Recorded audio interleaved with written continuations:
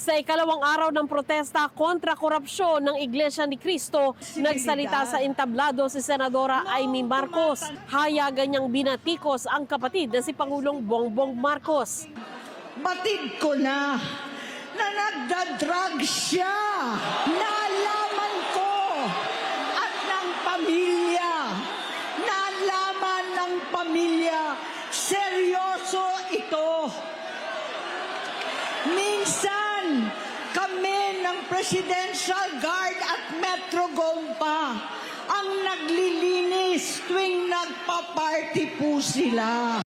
Namuhay kaming magkakapatid sa ibang bansa. Kami-kami lang. Kinumbinsi ko pa si Bongbong. Pakasalan mo na si Lisa. Naisip ko noon, kapag nag-asawa siya, malalagay na sa tahimik at magkakaroon ng direksyon.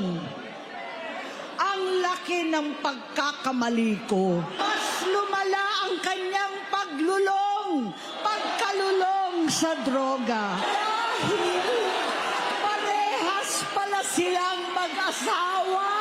Noong 2016, kasabay ng kampanya ni dating Pangulong Duterte laban sa droga, lumabas ang pangalan ni Bongbong sa listahan. Nakasama siya sa listahan ng mga celebrities. Masinsinan kong kinausap si Pangulong Rodi. Halos manikluhod ako. Sinabi kong ayon sa kapulisan, dapat usigin ang mga pusher at saka na lamang sagipin ang mga user. Naligtas si Bongbong. Si Palace Press Officer Undersecretary Claire Castro iginiit na walang basehan ang mga aligasyon ni Senador Amy. Alam naman natin na nagkaroon na ng drug test nung pangbago mangampanya ang ating Pangulo. Gusto ko pong ipakita sa inyo para po maalala niyo muli. Ito po, November 25, 2021, na may mga pagbintangang gumagamit di umano ng droga. Mismo, at that time hindi pa po Pangulo, si Pangulong Marcos Jr. Siya mismo ang nagboluntaryo para magpa-drug test. At sinasabi po sa drug test na to ay negatibo. Ano ang dahilan ng desperadong galawan ni Senator Amy Marcos laban sa sarili niyang kapatid at pati kay First Lady? Kundi makapanira lamang. Walang basihan.